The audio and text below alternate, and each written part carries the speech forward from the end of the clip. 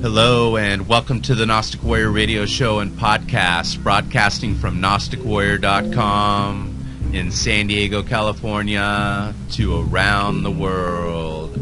I'm your host, Mo, and today on the show we have Sevan Bomar. Sevan has been considered a leader in the occult, esoteric, and spiritual online movement for several years now. He operates the very popular websites Resistance2010.com and AstralQuest.com. This is a jam-packed podcast, and I'm really excited to have him on the show. But before we get into the podcast, here's a quick word from our new sponsor. For a great mobile website by expert web designers, visit WeCreateWebDesigns.com. Get your website now for only $79 at WeCreateWebDesigns.com. How you doing today, Sevan? How's life treating you there in Costa Rica? Man, I'm doing absolutely great. Obviously, I'm out here in Costa Rica. It's one of those beautiful sunny days, and I got tons of energy in me today, and just excited about the call, just on the Gnostic radio. No, and I'm glad to have you on, Sevan. I've been watching your work and seeing you on many other podcasts, videos, and the great work you've been doing on AstralQuest.com over the years. And I know guys like you and myself that are busy creating and producing, we get a little bit busy where it's kind of hard for us to see everybody else and see what they're doing. I'm a fan of your work and the great love and knowledge and truth that you're spreading around the world. Oh, man, thanks. I mean, I think it's all of as the same kind as far as bringing information, and we're all at our different bases and stations, as I call it. And it's just interesting because, we get to moving so fast, we kind of see each other's work, and then we're like, oh, okay, yeah, and then that person again. And so it's just awesome, though, when you have a show, because you could actually, bring those people on and talk to them and get them to, maybe even spit out some new stuff. And that's also kind of what we're about more than anything, is that each one of these shows will always contain maybe sometimes a bit, but these days a bit much of new information. And I guess that's just because, there's a lot of information becoming available rapidly. Obviously, one keyword leads to another keyword, and just us having access to the internet and people who are also on that same vibration and frequency, you just go and look up something, and it may have been yesterday that if you would have looked it up, it would have come back with nothing. And then you look it up today and someone's put in an entry and started talking about it. So I feel excited, of course, to just be involved in this age that we're in now. I agree. We're definitely blessed to be involved and to be creators of light and truth in a time where we're allowed to do such a thing. And I do agree, Sevan, that we're interconnected, and we seem to be able to reach out to one another and connect, whether that be via our words, videos, or through these podcasts. So, it's great to see your work for 3 years, and then all of a sudden here I am talking to you and getting to share. And like you had said, every podcast, even though I've listened to several of yours, I've seen videos, articles, and then the other guests that I've had on over the year, I always learn something new or ask a question that opens up a new door. So it's great. And one of the first things that I'd like to focus on for the audience, Sevan, is your move from being an American and living in America all your life and then making the huge transition to Costa Rica. Can you explain that briefly before we get into your great work? Oh, for sure. Well, obviously, I decided to move from the U.S. quite some time ago, about 4 years ago. And that was actually after a massive spiritual awakening. So I'm not, in a sense, just throwing America under the bus, because, America also includes Costa Rica and also Brazil and Peru and all the different places from south to north. But I left North America and just to get out of that particular frequency and that particular matrix. But I did have my awakening there, though, too. So I can't, and much of my experiences in life have been in the U.S., so I can't, of course, like I say it's just the worst place ever to be. But I came to Costa Rica, however, because there's just a lot more connection. You're really at the center, and if you understand America, or the Americas is an entire body. And so you have the top part, which is north, then you have its waist, which is Central America, and then you have its feet, which is South America. And so being at the waist, in a sense, allows more of a radiant spread of the information, meaning that a lot of the stuff that comes from here and the feeling and the energy and vibration that you get from nature allows you to really work from people from the inside out. So thus we kind of coined the term understanding. But that first had to happen on me first, and that happened here in Costa Rica. And I absorbed just the environment that is here and allowed that to change my DNA and RNA. And obviously took myself out of an environment where I was speaking English all the time and did something that also, I feel like there's this moment that to get to the next level of our consciousness, we have to go somewhere by ourselves where we don't know anybody and we don't necessarily have that physical support system, so that way you can test the line and see if you really believe in yourself. And then obviously when you make it through, then you get that much more strength, depthhood, maturity, and belief in yourself. Yeah, that's interesting that you relate the Americas as being one body, and then we have North America, which would be Canada and the United States, and then we have Middle America, which you could say would be Mexico, Central America, and so forth, and then South America, and they all have a different role, do you feel, in the management of the earth and what they're doing as well as their governments? What are your thoughts there? Well, I mean, obviously there'll be a lot of as above, so below, and then sometimes you'll see some pieces put in the wrong place. But the general concept is that anytime you divide regions, as these regions have been divided, they were divided into bodies, which is basically phi-base pentagram geometry. And then the top of them was, of course, the top crown point, and then the foot of them was, of course, what we would call the netherworld, or the place that things are cultivated. So in a nutshell, what you have with this same blueprint or design is that it works on a more of a macro scale. The world also is set up the same way. And then ad infinitum, as far as we could think. And this, of course, you see in a great deal of the stuff like Freemasonry, where they're utilizing a blueprint that is basically a diagram of the body. And it's a term that's often used that you should not reinvent the wheel in society, right? They say, oh, don't reinvent the wheel. And that's because the wheel is really known as the body, or phi, 72 degrees times 5, 360 degrees, that's a pentagram, etc. And so in not reinventing the wheel, you'll find these larger blueprints, such as America, and even smaller blueprints, such as maybe the White House, or even a coin even could have an entire layout of what a body would have, which, of course, chakra centers, processing center for your food, bowels, those kind of things.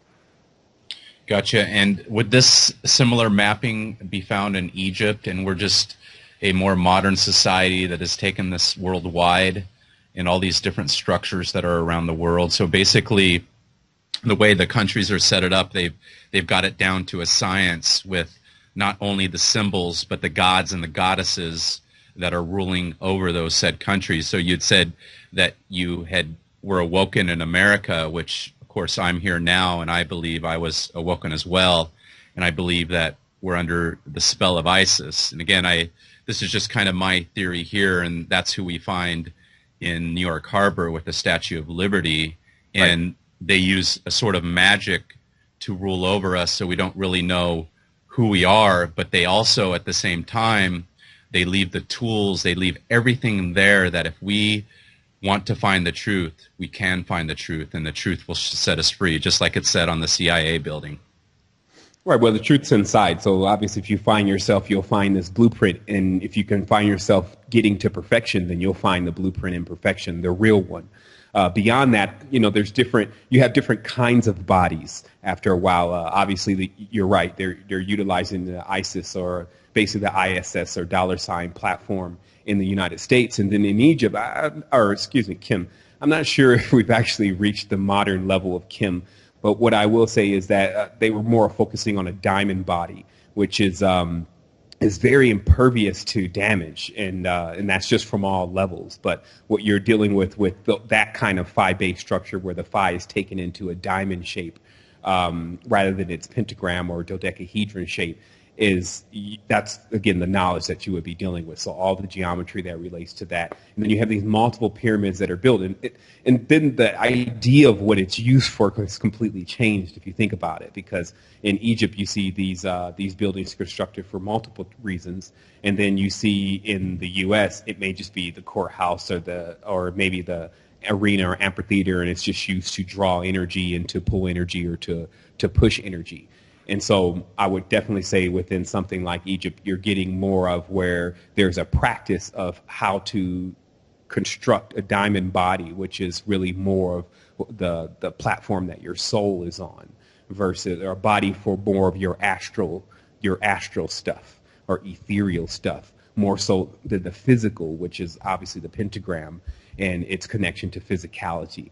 So that's why you always see the pentagram interlacing with the six-pointed star or what's called the diamond, because when you get those two together, then you get the birth, and that's, of course, 6 + 5 = 11, and this brings us into another age in a certain sense and brings an entirely different kind of design, but mainly one that's based on duality. So if you, in the ancient times, which, again, would be more like the modern times for where people are now in their consciousness, you would think of these different stages, and then anything that you wanted to create, you would know what necessary stages or the incubation inside the cube, basically incubation stages that you needed to take it through in order to manifest what it is that you were looking to manifest. It wasn't out of order in a sense, meaning that you just didn't say, okay, give me anything, and then something will pop out. Gotcha. And in regards to the power structure and the energy vortexes and the way that America has been set up, it's more of for the powers that be, whether that be in Washington, D.C., to draw from the energy of the peoples towards their power structures or whatever they want to create. Right. Well, if you can imagine when the land was completely bare, because, we have to be very clear here, because you can get people into hating the land, which obviously is not responsible for the situation that has occurred on top of it. But in every sense, it's, if you can imagine the land just like what you would see here in Costa Rica and in any country that there's not an excessive amount of building going on, you would see a lot of wildlife. And then you would get these areas that are very rich, obviously the points or the meridian points that are in our hands and different things like that, like the ley lines, et cetera, give us more of a map of where these locations are. But you would find areas that clearly something was going on. And then if you got the sensitive would tell you, oh, this area is very rich in, and there's either one energy or another generally. And those areas would be marked, but generally they will already be geologically marked. You would know, okay, something's weird about this place, that plant's growing in a spiral, etc. So now what we find on those areas, because those are, of course, were areas that over time, because we've still been on this planet for thousands of years, over time, there were always temple structures. Maybe the most famous person would build their home there. Everyone would try to get that spot why they were here in 3D.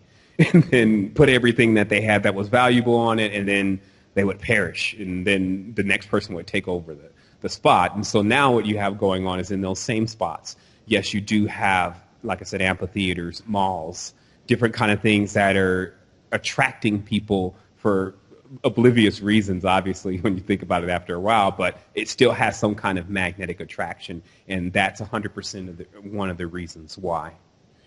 Is it just for the earthly realm, or in the astral realm? Is there anything being played by the powers that be with the gods? Is there any kind of demons that are coming back and forth, or is that just a play on words and we're all one in its energy? And then another question to compound that one, I'm sorry, Sevan, would be DNA, because I know you had talked about that recently, and with all of us having different haplogroups, and even though we're all made of the chemical substances, we're all kind of playing our own tune.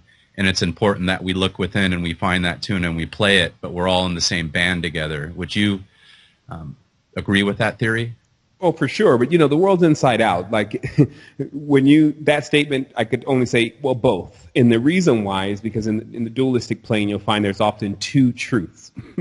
And so what I would say definitely is that if you think of us inside out as souls, there's, in a sense, no hands. So there is no even interaction with 3D, because In 3D, you need hands to start building and constructing and to interact, right? So in a tenth, the hands are the soul's expression of wanting to interact in a three-dimensional environment. And so there's different plays on that, though. Some say that, oh, well, that's because they've set up vehicles or bodies for us to be trapped in, and then we get in there, and then, there's all this different rhetoric. But I just like to stick to the facts and stick to the point. Sure. The point is that obviously there are two worlds. There's a spiritual world, and then there's a physical world. You have access to both. That automatically makes you an evangel, bodhisattva, messiah, whatever you want to call it. It's just a person that can walk in what's called the subjective plane and the objective plane. And so really what we're working on more than anything now is gaining more access to our own personal, not other people's, because you'll see that that's the plane that everyone is already connected. Gaining access to your personal subjective plane so that way you can have access to limitlessness. Because if you think about it, in this reality, it has rules to it, because if you move certain things like the dimension spatial out of place, if someone flies, it will actually cause the phenomena that will eventually kill all of the life in the ocean.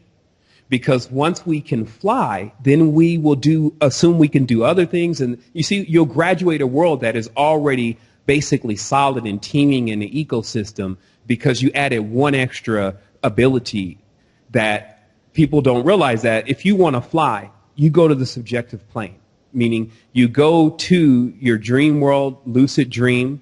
Obviously, it's dream world first for the beginners, lucid dream for the intermediates. That means you can control the dream. And then astral plane, meaning that you actually have what you would think as a physical body in another world for the advanced. You see what I mean? So that's the space that I'm of course, telling people now, because obviously I have time to do a lot of things, but less time these days to get on the radio and talk about it. You see what I mean? And that's, of course, the difference between action and just words. But really, that's what we're dealing with here, is that the astral plane is where you gather a great deal of data, especially in relation to what I'm talking about. But that will come through experience, which, of course, is the real teacher. It is also where there is no limits. You can fly. You can use telepathy. You can communicate with a great deal of other individuals. What we're actually calling at times individuals are just coalesced points of energy that actually contain information. So this means that I can go to an individual and get the information that I need from them without them even knowing that I was there, because of their level of being awake. Like if I ask you, did you see me in the dream last night? The person saying, well, no, I didn't see you. That's not my fault. That wouldn't be my fault if I could see that individual. It'd be because the person doesn't have clear sight. So obviously the world is designed, and there's a culprit here. The world is designed to deactivate the general abilities that create the bridge for you, in a sense, to understand these abilities that I'm speaking of, and actually give you the abilities, and that would be how you would understand it. So again, the bridge is collapsed. So the corpus callosum in the center of the brain, which is known as the bridge, is burned out. And this is because there's a constant fight between the left and the right side, right? Left and right side of the brain constantly war. Well, what happens when the bridge that they keep using to take across all of their weapons collapse?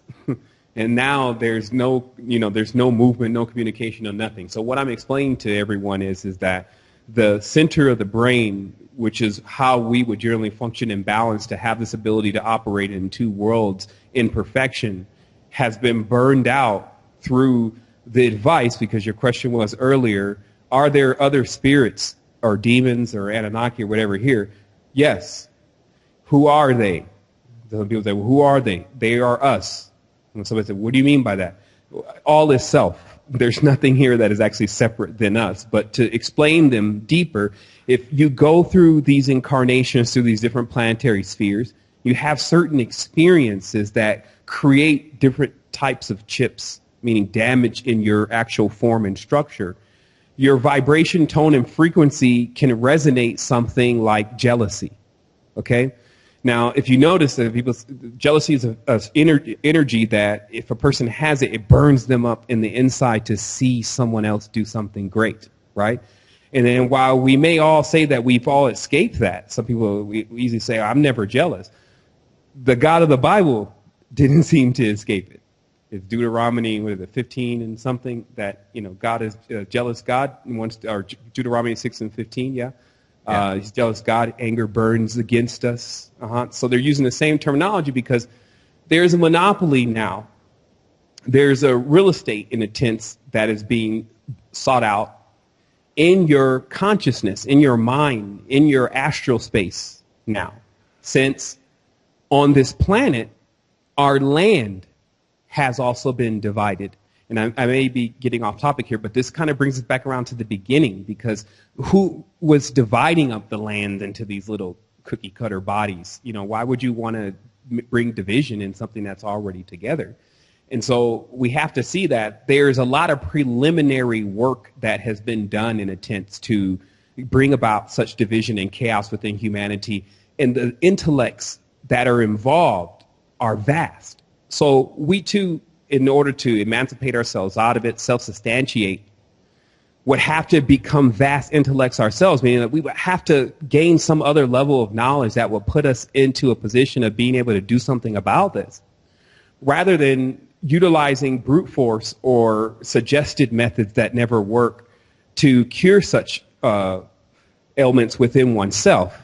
And then the reason why I say within ourselves is because at times we waste a lot of our own time by talking about what we're going to do for others and how we're going to help others, when if you're not perfected in yourself, the only thing that you'll do is go and really mess that person up more.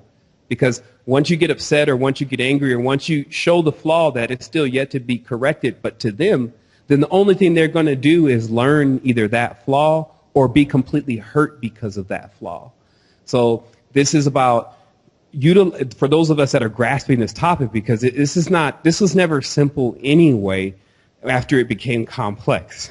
So what happens here is that we just, we gotta, I wanted to actually start this conversation today. I wanted to say that I want to have a real conversation and then turn that into a show. Meaning that I just want to talk to you, because I heard that you were also in Carlsbad at some point. Yeah, that's where I live. And then obviously I grew up around that area. I went to Vista High School. And that's where my wife went, just so you know, Sevan. Awesome. So my thing is that I know where I'm at in this space and time. I know a lot about what people are doing and who they really are. But more than anything, it takes me a minute to actually get all that information out, because I'm so like, okay, what are we going to say about this next topic? What are we going to do? But the moment that I can, in a certain sense, let the hair down, I can really give you the keys of how to emancipate yourself into another spatial, meaning getting yourself into that next stage of consciousness that was already promised to you when you were younger, meaning the idea that you had of what this life was really about and where things were really going to go when you were younger is really what is attempting to be wrestled from you, because that is what's actually keeping you young. So if you remember, when we thought about the future when we were younger, and we thought about what we were going to be doing, and we just had nothing but excitement. It was like, man, cars will be flying maybe, and this is, maybe we'll even be able to fly, all this stuff. And that's what gives us that drive. And as we get older and older, as we figure out that maybe partially there may be some lies going on after you're told you need to get a job and things like that. And then even further down the line, you figure out the money, etc. Then it gets a little bit more trickier. So let's go back again to talk about this land. The first time then that land is divided is the first time you're dealing with those who bring about division. So we'll talk about those later, and we'll just talk about the division of land. So then once land is cut, that's actually what starts creating separate people, because now, one person staying on another side is going to be subject to the conditions of that area. Okay? But here's the interesting thing about people who think they own land. When you buy a piece of land, they give you what? A deed. Right? And instead of going into all the sovereignty law and all of that, let's just think about the deed. You have now this piece of paper that says you own land, right? So if someone comes to you and says, hey, you need to get off this land, you're going to say, no, I own it. And they're going to say, well, show me. And you're going to show them this piece of paper.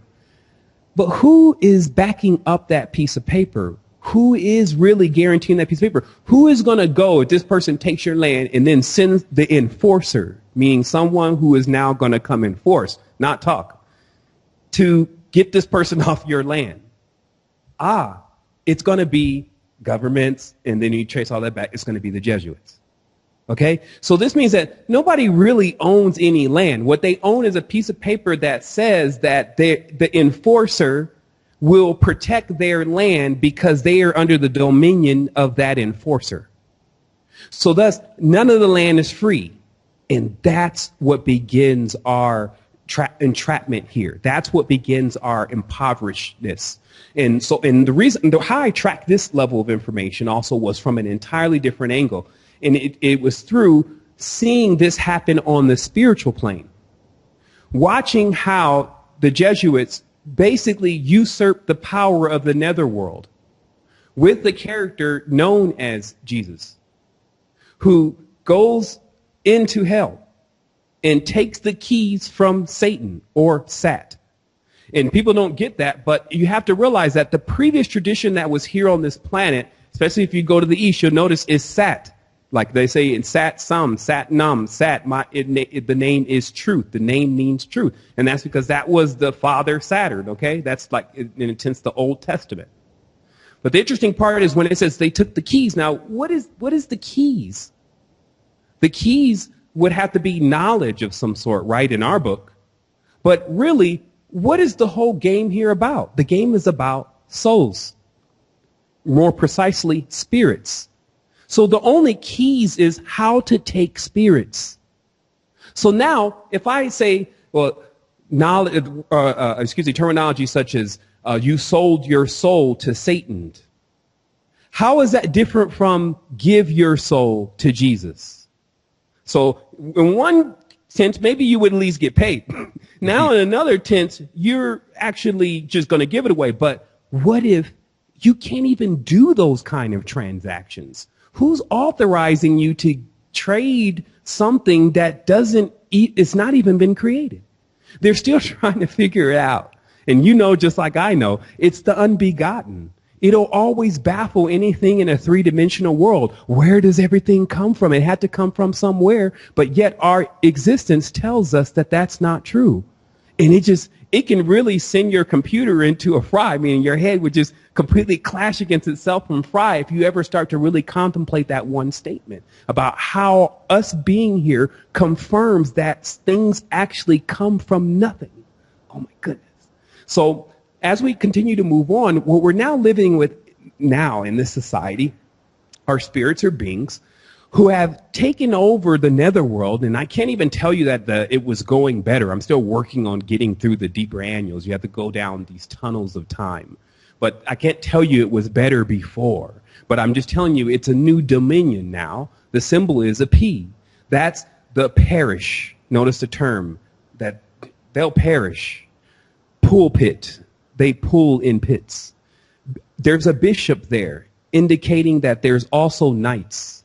There's also rooks. There's queens. There's kings. Okay? And then there's a lot of terminology then that we're just not looking at, but there's an entire legion, as it's called, re-legion, meaning to bring back the soldiers into a legion that has already been depleted. An entire legion being built here of basically mind-controlled slaves, reading one book on a planet of millions of books, but even greater minds that are constantly able to conceive things in real time, because books become just as outdated as the paper that they're written on. And so what happens here, though, is that's the spiritual war. That's where the clutch point is, because it's going to start there first. I think that was even David Icke that mentioned, why would we try to continuously stop something or change something from the hologram? We would have to go to the point in which it's emitting. And that's where he left it off. And now it's continue it from there. It's emitting from what we call the spiritual plane or the astral plane. And so what happens here below the speed of light, this is everything in 3D is below the speed of light, happened above the speed of light. That's why I said there's nothing new below the sun. So just past the sun, on that other side, there's another firmament in which we have another replica of us in some other state. This is the dream character that constantly acts out and does things that begins to shape, mold, and fashion what happens to us in three-dimensional reality. So, and I'm not saying this for everyone to be afraid of what's happening to them on the spiritual plane, but for people to start thinking, okay, well, if that's possible, then that means that if I can gain control of my spiritual side and my dream world, then I can actually start gaining control of my physical reality. Yes, you can. Are there other spirits that we're aligned to that are pushing us in a certain direction based on, you know, what you had stated, the Jesuits and religion, which means to bind? You know, I come from the Israelites and the Hebrews and the Greek Hellenes. Let me explain. A great Sure. question, because there's many oaths, binds, pacts, and rituals. But what happens is it's really shells. Like, you have to understand it from the Kabbalistic, because they're going to get the most real on it, because they're the ones that designed this Metatron's cube, if you may, right? But what accumulates in the corner of the cube are shells, and these shells, in a certain sense, can hold an individual back. And because what they do is they basically become the mold that goes around you, right?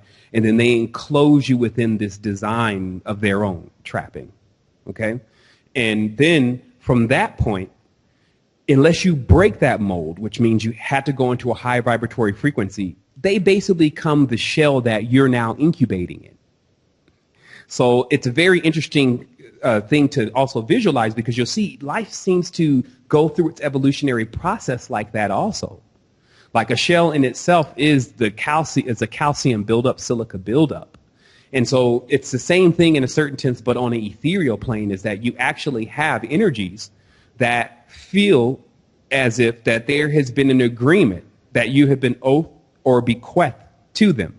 And this is more common than not common, I'll tell you. And then what happens, though, is that this is a simple cable then. It's an ethereal cord that then goes from you to that person, just as or you to that entity, just as a dog has his owner has the leash. But then when the vibratory frequency of that individual goes high, i.e. activation, the shell cannot contain the individual. So the shell breaks. This also breaks the identity of the shell. The person then feels as if they are actually in a new world, that something has actually left or whatever, right? And then that is the next stage of their existence. However, I will also remind everyone, another shell begins to develop right away. Your next metamorphosis is already developing. The actual husk around you is already developing into the shape of what you're becoming through your actions of what you're doing here on the planet. This can also be seen with anyone with somewhat of a third eye open and a tadpole. You can, at a certain stage, begin to see the outside of a frog's body overshadowing the tadpole. So, and it's just becoming more and more dense as the tadpole begins to develop into what we call a full-grown frog. Well, that's an interesting concept. I see the shell theory, and it sounds perfect. It reminds me, of course, as a crab grows and he finds his different shells and he discards the old one, and they're all beautiful shells, but he goes into a bigger and bigger shell, and then eventually he's out on his own, foraging for food and so forth. I find a strong connection, as I had said, to my ancestors, and I know it relates to religion. We've been involved in every single religion, from Egypt to Greece to Rome, to all the secret societies, and I seem to be drawn to all this. And a message I had got about 3 years ago, Sevan, and again, I was never into the occult or esoteric studies or anything at all, but I started getting into the truth conspiracy movement and so forth, and I tried to join the Freemasons, but I was precluded because of a previous felony for growing marijuana. I actually had 2 of them, and they wouldn't allow me in the lodge. And I didn't know they didn't let you in the lodge if you have a felony. Yeah, so anyways, I at the time I didn't really know better, but I got this communication, which was really one of the first, I wouldn't say the first ever, but I'd say it was from the spirit world, and it was a simple, we started the brotherhood. What is this all about? Are they controlling me? Are they using me as a vehicle, or am I just using my DNA computer to find myself in this life? Well, I mean, I would definitely choose C, the DNA computer, because remember, the entire biorhythm of everyone that has ever done the ritual or gotten themselves involved into any of the rites is still going to be accessible to you. And to me, I feel like all of us are building anyway. Like, regardless of what this guy down the street, what he does is going to affect me, even if he thinks so or not. Him just breathing is going to affect me. So in that, we're all contributing to this giant chain that I would refer to more of as DNA. And we add to it through testing. And what this is really doing is ensuring our survival, like, because the DNA in its sense is the strongest seed that we have. If we are completely on the dense level obliterated, our DNA, which is the higher essence of us, will glide somewhere else, land somewhere else, sprout just like it did before, and then it'll all kick off all over again. Like, I think people are a little less optimistic about existences until they realize that that's exactly how existence comes about. But what happens also is that we get to a point where we have these older energies, in a certain sense, pulling us to do the spiritual thing. And that's really what it is. I wouldn't even say so much as that it's Masonic or that it's just about the rites, because I didn't hear you in attempt to mention Venus, so I'm not sure if you've gotten back to Venus yet. After all, you go through all the spiritual systems here on the planet. Real quick, just to add there, I'll add Jupiter. I keep being drawn to Jupiter, the priest of Jupiter. So you can keep going. So exactly. So at some point, then it checks back to a planetary system, right? Yeah. And so I could say this is that, I may just need to take a moment here and just grab something to drink, but because I kind of have a lot to say, and then I'm just trying to cram it all down into one moment. So I'm just go for it, Sevan. No problem. I get to do that when you're talking, and you talk so great. I'm not bored at all, and I know the audience isn't as well. Right, and then also we always have editing, so you got it. Okay, so it's like this. Like, let me give you. I can only tell you from what's going on in my standpoint sometimes too, and it may be a lot more in retrospect to what exactly you're experiencing. But you'll just understand more of that. Hey, I get the same thing kind of over here too. Sure. And then I isolated it down to this. So let me just explain it from just when it first started, though, is because obviously, if you've read my biography, my mother was very zealous in religion, and she went through quite a few different religions, such as Islam, and then quite a few different branches of the churches, and baptized, and just a lot of experience into that whole spiritual field. And then every time you can get into one of these places, and especially if they're configured properly, when you leave there, especially as a child, you will leave with some kind of energy or something attached to you. And so what happens is that, let's say you get to an age of comprehension. This is like, it's the first part of your awakening. Now, all this stuff is going to be like trying to explain to you what it is and what it's about. And remember, one symbol can give you volumes of knowledge. So you can imagine how long this can go on.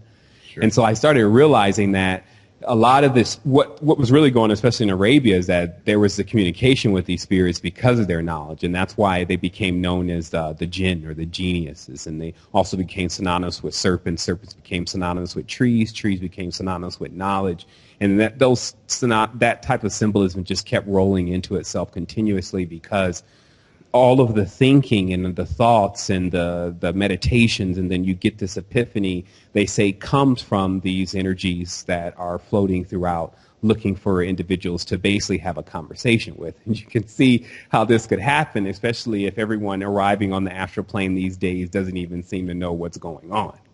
So what I'm saying is that we have a side of us that is open, and it is our spiritual side in a sense.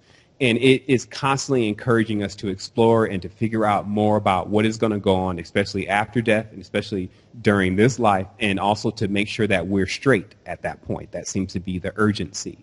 And by any means, just to get us to pursue that more, even if if it needs to show us a bad dream, if it needs to give us a bad situation, that's most of the time what happens for most people. It snaps us back into figuring out, oh my goodness, God, where are you? And what am I going to do? And obviously, it's not that simple for most people, because as you go, it gets more advanced.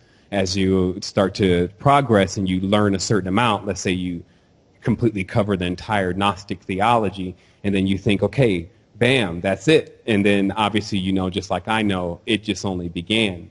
And then you start seeing that this is a never-ending thing. Like, it's not even going to stop. And what even made you think it was going to stop anyway? And that's when you call Lord Governor. Now, Lord Governor is actually your body. That's why the body is not an evil thing. You just have to be the master of it. But if we're always trying to be the master of everyone else's body, you could see the problem, since the body takes so much maintenance. So Lord Governor, basically the body is what can put the soul in check and say, hey, man, switch it off for a moment. I got kids here. Or, look, there's other stuff going on beside what happened before. I'm actually creating something new. Okay, get to the point. Give me the rudimentary diagrams and things, because I'm at the level of comprehension. This is what people would call talking to themselves, right? Mm-hmm. But what if you're getting answers back, right? Yep. And then obviously when you start reading, you start studying deeply, you do get answers back. Now, whether these answers are coming from yourself, or rather they're coming from spirits or ancestors or Anunnaki, after a while, it doesn't even matter if you're getting the truth. It's only when you're getting falsehood that you would need to discern the spirits and figure out kind of where you went wrong. And this is very easy to kind of map out, because you will know through synchronicities where that your path is continuing and you're waxing stronger. Because after all, they call it degrees, because just like temperature is in degrees, if you throw someone in 100 degrees, that's only supposed to be at, let's say, 31 degrees, you're going to burn them up. That means you basically gave a person more knowledge than they can actually handle, and they just had a meltdown. And so we have to understand, of course, the terminology. The English language, of course, is structured in a way to render another level of information. But it is in the language to what happens with this kind of knowledge, especially of a spiritual nature. That's why I call it spirit. Spirit is actually a specific type of ethereal entity, more related to one of conflict. So that's the other thing about spirituality that people don't understand, is that spirit is really a generalized term. Like in the Hindu tradition, they would never generalize every entity or energy as just one thing. So a spirit in particular, which is that's like a whole genus of specific ethereal beings, those particular beings were called upon generally through warfare.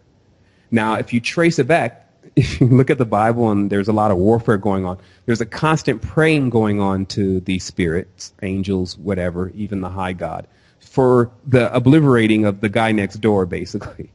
So obviously what you get then is you get this period that is stuck in the timeline, when we'll always remain there, and it actually is the big growing point for a lot of us. You get this period that's stuck in the timeline of complete conflict, where all the spirits are at war with each other.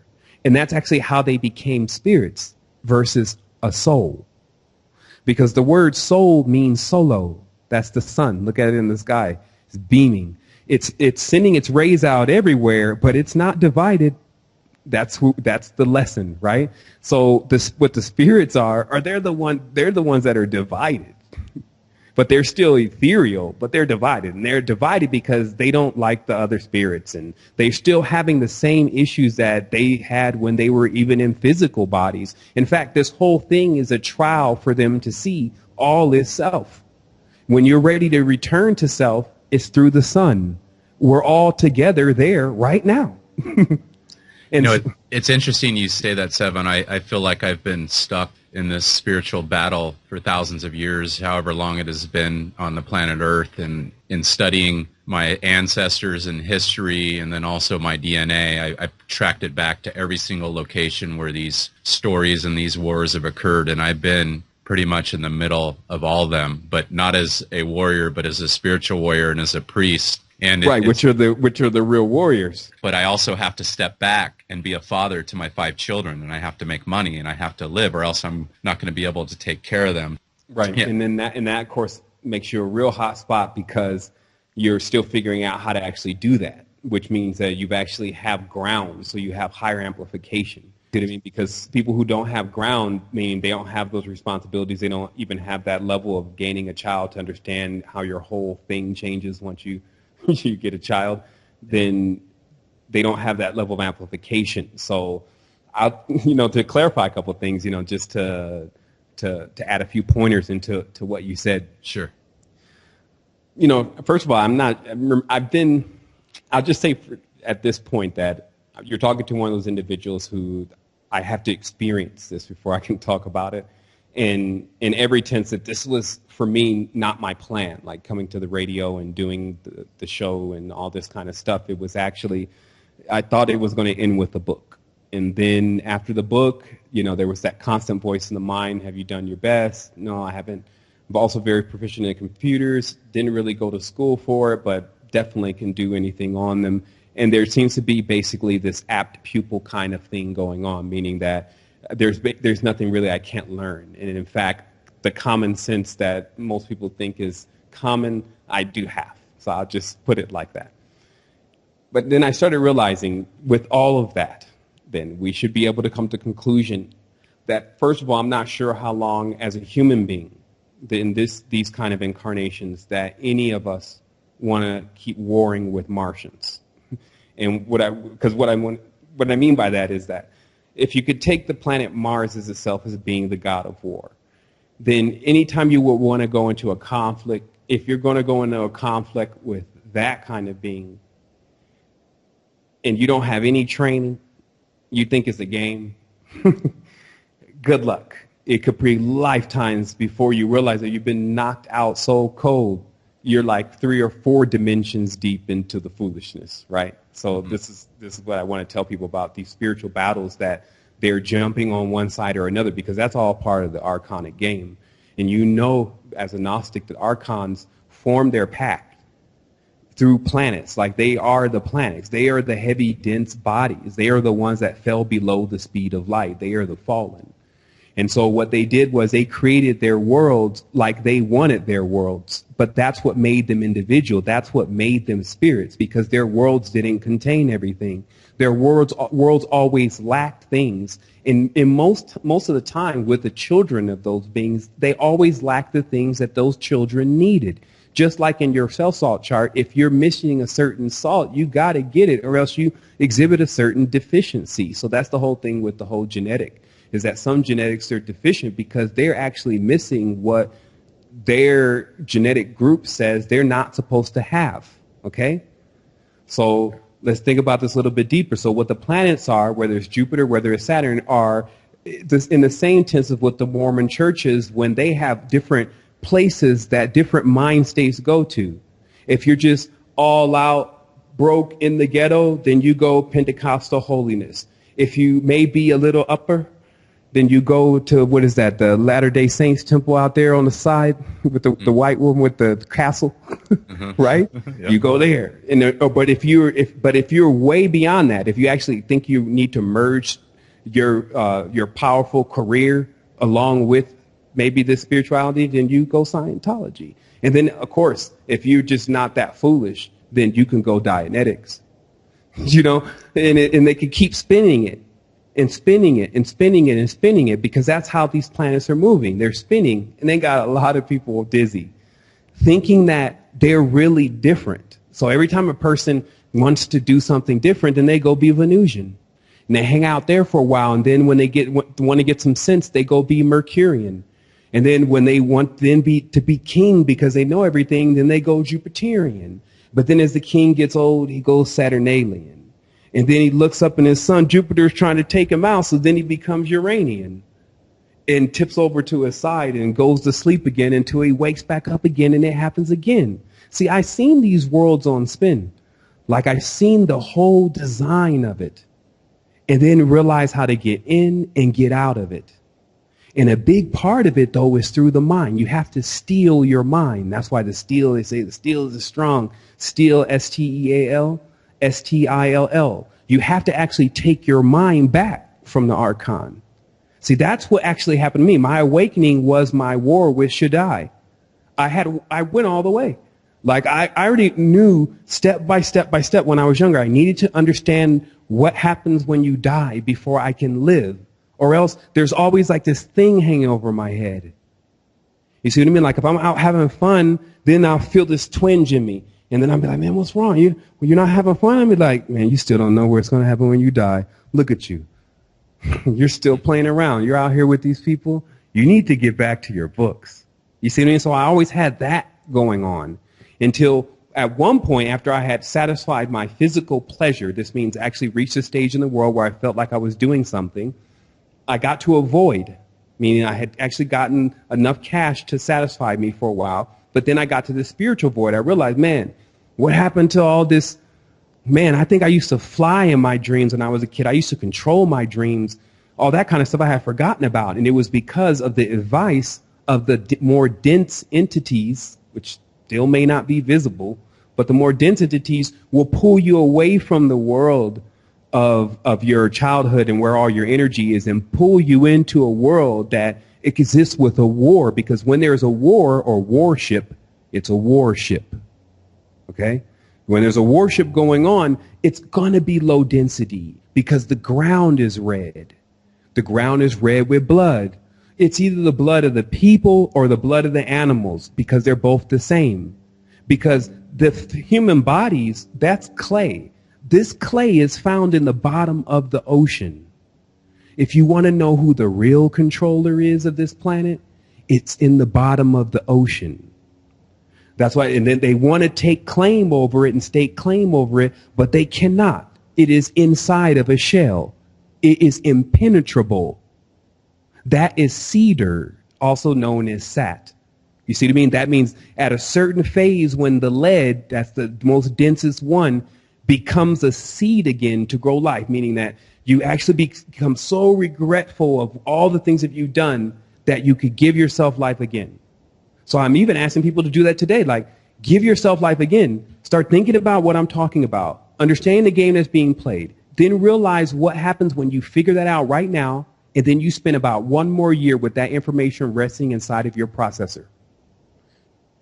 It's only about one more year, meaning that all the information that you have now, especially after this conversation, it goes quantum. You know it, like just a little bit, it starts all clicking together. But trust me, the ones that have spite against us, the causing this conflict and confusion, if you want to know why they're doing it, it's because they're jealous. They did things during a certain time that is making them act a certain way. So what's really needed, the biggest job that's being offered, is an individual that understands how to convert them back to souls, meaning to take Father home. Wouldn't people like us, Sevan, be perfect people to help influence the others that are here and they're making those same mistakes that our ancestors have made? Can't we help open their eyes and maybe change it, even though we're involved or we somehow are pulled into this war? Sometimes can we sacrifice ourselves for the greater good of all humanity, or is this just a game being played with us? Or well, first of all, you don't actually, every day is a sacrifice in certain tenses. The thing is that you get innovative. See, that's the thing of the. Do you remember they were showing you all those heroes and all that kind of stuff? Like I said, it's just this physical plane that's hands off, because all the shells and stuff in the ocean and all this stuff's got to stay intact for the next try, the next trial, or the next gauntlet that the beings that come next will have to run as they have to figure this system out. But the reality is that what you've learned in this experience, you put your spin on it, right? Your spin. Because you'll know, are you Wittershins or are you Diesel? What is your core, right? And I can see your picture, so I know your core. You see what I mean? Like I have discernment. So from that level, then anything that you do is going to reflect you. So when you come in to balance, everything you create is balanced, and you will face no opponent. So do you see also the end of the war? Or basically when the war or the battlefield of Aranja that's taking place in your own body and your own consciousness is over, when there's a laying down of arms, when the king, who is Khan, who is the coin, who is the priest, who is the Cohen, when he is set in his true position or her true position, which is as an intercessor. Okay? Now, what an intercessor is, and this is all happening inside of you. People need to realize that the exoteric is what they're learning. Esoteric is inside. You have a priest inside of you. And that priest speaks a language that is of cones, i.e. the Enochian language. That priest knows how to take your plight, basically mean the end of your cable up to the top of where the cable has been disconnected, and then reconnect you. You see what I mean? And that's what the Enoch was supposed to do for the fallen angels, i.e. the Archons of the planets. Enoch was told to take the prayer up to God and tell God we're sorry, basically. Everyone took that literal. It's something that each individual that has become an individual will have to do in order to put themselves back into wholeness. Because you start in wholeness. Like you have to start there. Remember, you start in the unbegotten. And that's the beauty of actually discovering that space. And now also, for those that say, well, wait a minute, am I going to get sucked into a vapor, my memories and blah, blah, blah. Wait, whoa. There is nothing that is not accessible in omniscience, especially your memories. Meaning that you will always have the ability to live through anything that has been created. That is everything. How is that possible? That is because everything is created through the same biorhythm. Like you live through your child because it was made from the particles from you.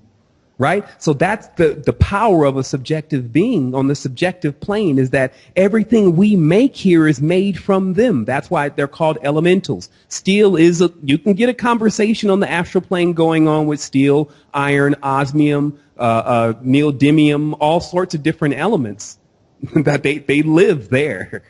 Here they sleep. You see what I mean? I said they live, we sleep. This is the dimension of sleep. So just because people are walking around, they think that they're awake. When you go to sleep and you're in your dream, you're walking around.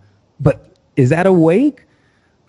What I'm saying here is that our frequency is what determines what we see and what we can do. When you bring the frequency up while remaining in balance, you actually go into an entirely different space, and this one slows down. It's like this one starts moving in slow motion. This is what the ancestors used to call dream time. So you could go and do something for about 3 months in about 3 minutes of Earth time.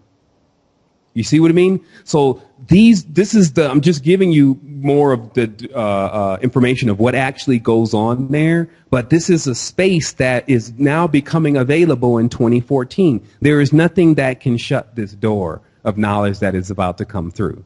Now, what Obama and all these other individuals are doing is that when the end of the game, the king and the pawns will go back in the same box.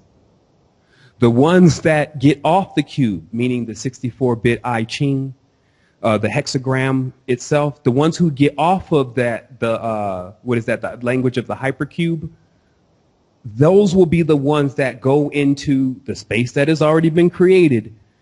The closest that we can see it as is the sun in the sky. And only imagine, though, that is just the external version. So the actual physical sun in the sky is only the external version of what I'm speaking of. Because how you get to it is you don't jump in a rocket and try to fly towards it, Icarus. You have to go at it from within. So inside, and that's why we point people back towards themselves, you repair the ship. This means MBS, mind, body, and soul. I need to balance this thing out. Where do I need to work out first? So I have to take people through physical because filters are important. All your organs are functioning like filters. They are the planets. That's why when the gods, there's a plural behind that, said, let us make them in our image. They created humans out of bodies. Okay, I'm just going to give you the whole thing really briefly so you understand. Sure. To find the organs, or the actual designs to the bodies, you'll find them inside of the shells in the ocean. The shells, and I can produce to you, and I will, especially on the first season of the first show of Astral Quest, show you all the images of the shells that are actually our organs in our body. But they're in some kind of incubation phase. So when you see those people out in Egypt, or actually what's on the walls of Egypt, well, actually that even got there just recently, but when you look into Angkor Wat, thank you, we'll get to something that is actually more authentic, you will see the process of taking the bodies and beginning to combine the bodies. That's when you get the animal head and the physical body, and But where are the organs? The organs are inside. So where are these organs coming from? The organs are coming from the ocean. That's what the magic was then. The first building of that cadman, the first body. Okay? But the organs and all of that came from the ocean. Now, those organs, which are also planets, they're on a specific spin or orbit, came from, in a sense, the essence of what we're calling the planets. So let me just rewind here. When the first body was created, this was, again, the archonic forms coming into an agreement to come into physicality. That physical body is then created with organs. These organs are later replicated continuously as there's the reproduction. There's a continuous replication of these organs. So now every human being has a heart, a liver, a spleen, etc. that corresponds to a planet, right? Right. So now they're inside of us then, and they're alive. The organ plays its tone, frequency, and that's what I was saying about that whole I like it a certain way. So this specific frequency of the heart is its specific frequency, right? And then the genitals, the bowels, etc. They all have their own frequencies. But so they are in the universe. They're united, in conflict, verse. Verse also coming from the term veer, which means to turn, to veer off. Okay, so also turn is to mean the oob or a corner, etc. So this is where you get the geometry from. So basically, you have these planets that are inside of you that are on these specific frequencies, but even those frequencies fluctuate one after another because the planets are at war with each other. When you drink something through the mouth, let's say some alcohol, that really the mind wants, it goes to war with the liver, which is also another planet, right? So then the liver then toxifies and fires back at the mind by, if you're completely toxic, you can't really even think clear. You see what I mean? So this is how the planets also show out in their religions, is that all the gods are at war with each other. We just, in the U.S., just one god is winning. But if you go to the Hindu tradition, you'll see the gods are always warring with each other. And then one of them, Indra, left. And that later on became known as Yahweh. You see what I mean? And he left and went and started a whole new group of people, right? Mm-hmm. But not really a new group of people. People leaving from the Indus Valley or Angkor Wat are the same people that are in Costa Rica, the same people that we're calling Indians, the same people that we're calling Native Americans. The same people that we're calling you go on, it's only by the hair. You cut the hair and you look at it under a microscope and you can tell the ether of the individual. So you can tell if a person is actually coming from the same genealogy for real, not the fake genealogy things that they're doing now. When you have to narrow it down to only 7 choices, really 9, which is what does it look like once it comes out the prism? Because once the clear light goes in the prism, right, then it comes out with 7 colors, right? That 7 colors is the division. That is the 7 planets. That's the 7 days of the week, etc. So that's how they run the exoteric system. But the esoteric system is 9 because black and white are also colors. And the ones that work the esoteric system use the symbol black and white. That's why that's the chief colors in Masonry. It is to control from the opposite sides of the spectrum, but still contained in the matrix. As the God says, I am God, but it's saying that inside of the universe. It's like, come on. So what you're dealing with here again is that inside of the prism or prison, if you understand, if a person went to Egypt, they were going to prison. If someone told you back in the day you were going to be going to Egypt, you were going there to prison because the beings that lived there were slave gods. Anytime one steps forth as king, it means that everyone else is less. That's why even in the Talmud, it shows you that when you're, I guess, speaking with, I don't know, Enki or Enlil, the good one, the bad one, who knows, he says, you don't take a king. And then people say, well, we want a king. So they took Saul. Saul is salt. Salt is Saturn. The covenant is by salt. Saturn is a cube. Incubation. Then Saturn confuses with languages, okay? Let us go down and confuse them. What does he use to confuse them? Languages. So bam, 70 languages come out. So this is the confusion of tongues. Now people are not speaking anymore what they understand that they're saying. This is Kabbalah. Kabbalah, basically, if you don't understand Kabbalah, if you don't understand the cable of your language, how the A connects to the Z, or basically the real meaning of every single language, then you're confused within the language because you're using a language to think. When you say, I need to go to the bathroom, you actually say that. But when the baby says, I need to go to the bathroom, it doesn't say that, but it goes to the bathroom. So what language is it using? The supreme language. What is the supreme language? It's something like an instinct. It moves fast. And so that's what I was saying about this whole matrix. The matrix got nothing but games. It'll count it up to Googleplexes. The languages will get more complex. They'll keep talking about how it's going to get better and better, but it's still moving in one direction, and that should be understood. We can slow it down. We can even freeze it. We can even rewind it. You see what I mean? Like, we need to understand the position of this for a real being that is awake in a human body. This stops when you want it to.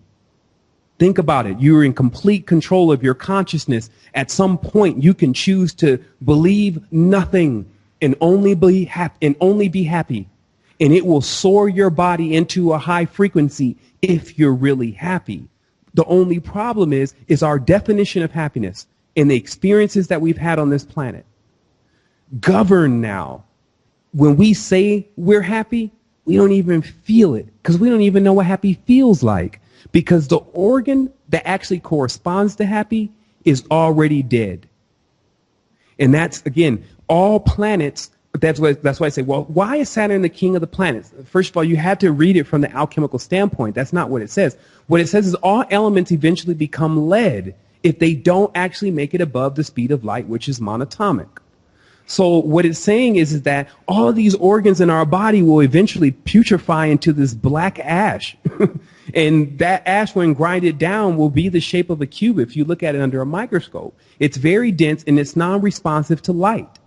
So we are responsible for keeping ourselves consistently infused with the energy that is not like that. You see what I mean? So if we go into this, like I said, you got Saturn aliens running around everywhere. They're just basically non-optimistic people. They're dead inside. They're not really feeling anything. That's why we have to work through the physicality, because all their organs are dead. Now we have to rejuvenate the planet. We have to basically resurrect the God. And it makes perfect sense, though. I mean, if you, as a Gnostic, it would definitely make perfect sense. But you have to resurrect all of the organs. Then they come back online. They actually play their once you get them to play their original frequency and they all come into harmony, you're back on Mount Harmon again. This is where you actually rewind time to the agreement that made you a fallen angel. At the Mount of Hermon, when the 33rd of the stars were there and then fell through an agreement. You see what I mean? That's why I said, Semyaza said, I don't think you guys are going to do this once you really figure out what this is going to be about. So I'm going to bind you to an oath. So he bound them by an oath on the Mount of Harmon, which is where we get our word harmony. That harmonic scale actually consists of 9 tones, no matter what anyone is saying. It's kind of proof of it within the color spectrum versus any of this digital knowledge that they keep shooting out. You see what I mean? So this is what we're talking about. We're talking about the books are open. Behold, like this is the time in which we're living in. Like we have this potential that is so much more massive than what we've been taught. The only thing that is needed now is the energy that gives the individual the ability to do that. And I'm telling you first, you got to do it through the body. Clean out all the organs, internal cleansing kit cleans out all the organs. Then the mind, understand the real truth of what you just write down the list of questions. We've opened up 24-hour help desk on realmdynamics.com. That's actually, it's about to open up because we know we want to really create the knowledge base first so we can just point people to the links. But there's no questions that can't really be answered. But get all the whats, whens, wheres, whys. Those are the W's. That's the wilderness.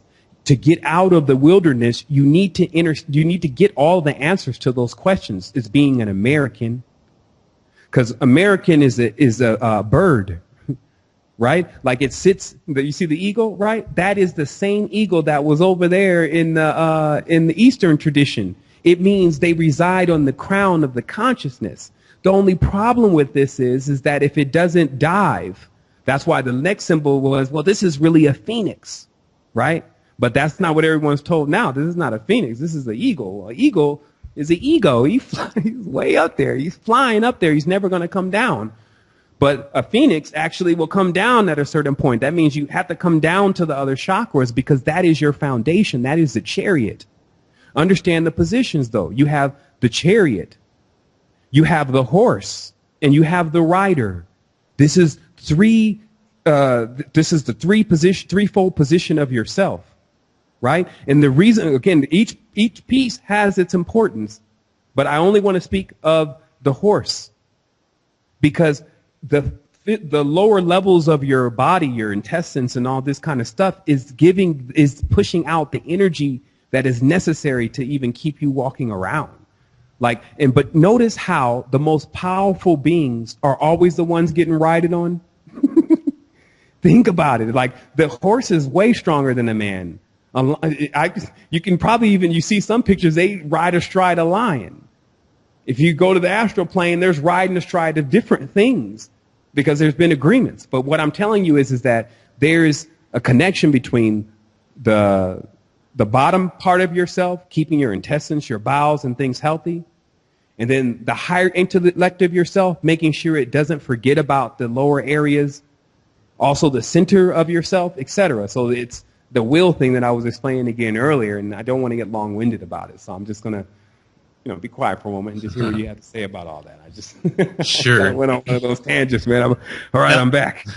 No, it's great, and you could flow, and that shows just how knowledgeable you are, Sevan, on all this stuff, and you definitely have me enthralled. One thing I want to touch on before we wrap up here shortly would be love and being happy again. That's one of the hardest things for me. It's not necessarily the love, but being happy. I try all the time, and it just seems like it's difficult. And the answer that I keep getting when I ask for these answers is, you're not going to be happy until you help free yourself and your kids and future ancestors from these Archons and this magic. Because I help, I believe, set this up. And I'm able to break free, even though I haven't reached the self-work like you have, but I feel like I've been tasked to reverse this magic, this 33rd degree oath, and to fulfill it. Well, let me explain it because I got that transmission too. And this is the real deal. First of all, that's the accuser. And that's why they call him the accuser. And this being is a duke. And that's why I was talking about the astral plane. Once you see it all, you'll be like, oh my goodness. But the accuser constantly is attempting to place the burdens of man in which he suggested on the back of man. Meaning that, oh, you have to fix this. Oh, you have to fix this. But you're fixing it into a reality that constantly decays. It's like the Hugo. It's the Tinker Toy that basically, as long as we keep playing with it, just keeps falling apart because we're using the wrong tools. Because happiness, and that's what the tool would be, you would need to transfer to them a very vivid force. It's like Shakti. And it actually feels orgasmic. You would have to radiate that like human orgone into the reality, and that would, of course, feel very good. To achieve that, do not fool yourself into believing that it's something that just has to be done with a task that, especially on a physical level, to something external. It is something internal, but don't believe it's just as simple as somebody saying, hey, you have to find happiness within. Oh, my goodness, get away from me. Because it actually, that's why I said we hit it from the physical point first, because there's an organ that is tied into happiness, and it is the first one to get extinguished by a big bag of Jolly Ranchers. It is the first one to get extinguished by a nice tube of Colgate at 6 years old. You see what I mean? So there is some work that has to be done on the body in order for it to feel that actual expression, not even to the degree of what you think it is, but to the degree of what it really is. So, I mean, because that's the whole thing, and that's what kind of separate us, is that once we become separated within, when we can no longer really feel the organ, then the organ can't actually feel.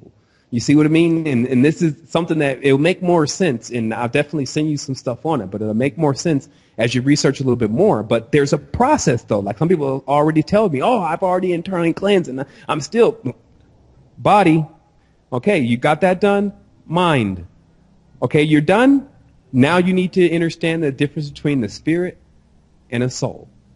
And then that thing unlocks. That's why you can still count on the triangulation. I talked today about certain things in threes, but triangulation at least allows you to pinpoint where things are. And so with the mind, body, soul technique, you can pinpoint, okay, let me go here, and then it turns on. This is not a fake thing. I will tell you, it is real. Once you get the proper calibration, it is real. We are working every day to figure that out. Obviously, each individual is different, but realistically, a lot of people are being exposed to the same thing. That's why much of what you said today about what your experience is the things that I've experienced, Mo. Like, this is what they were doing to me. I'm just trying to figure out the truth. You see what I mean? I'm not here trying to woo somebody and make them believe and maybe donate to my news network or something like that. You see what I mean? What I'm here for is to figure out what happens after you die. So in that, I went through all of this because this is what you have to go through. And then when you get into those top ranks, which is where you're at now, you're dealing with the actual entities themselves. They are battling your mind for control over it. But then when you know that, that's how simple it is. And that's just like how the abilities you will gain will be. It'll be so easy for you to change someone's life and put it back into balance in such a short period of time or a moment with them. And it's through this same method, because right now you're battling and warring with different consciousnesses in your own structure, but also those same consciousnesses are only warring against you because of things that you may have done to them. But the reason why you feel like that, though, is what you could have been doing to them is you could have ate one of them. You see what I mean? Or you could have been coerced to eat something, broke kind of one of them. You see what I mean?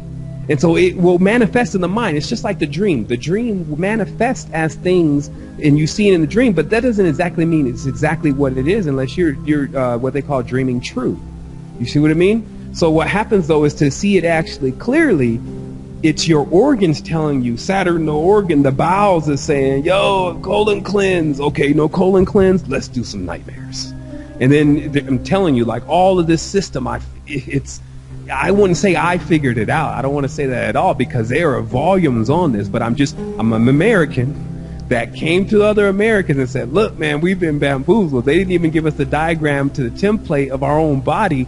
And what happened is that we ate so much stuff, and especially with these companies, because these companies were owned by Shriners. And that's the question, again, like if you will actually feel any type of flux going on, that you feel pressure to do something, is that you got to realize that it was really the companies, the entities that were formed by certain men, and they may even just signed a certain contract of being a worker in that company, and that company dealing out all these different products and things like that. Like if you look at the Lipo, the Shriner, the ancient Shriners are the ones that went to the U.S. They own the railways, they own the power stations, they own the entire backbone to the America. You see what I mean? But they are bound to the gene, and that is just another episode, my friend. But that was, you know what I mean? But yeah. We have to take it back east. But yeah, man, just, obviously you have my contact information. I had a definitely awesome time talking to you, and we obviously connected in a very good way. I feel like we shared a couple things that people would like to hear, and they can obviously check us out at resistance2010.com. But yeah, man, it's great being on Gnostic Warrior Radio. Yeah, Sevan, it has been a great pleasure. I've learned a couple things from you, and to take me on my path to that next level, and I really appreciate your honesty, and I know the audience does as well. Take care to you, brother. Thanks, Mo. Have a great evening. For a great mobile website by expert web designers, visit WeCreateWebDesigns.com.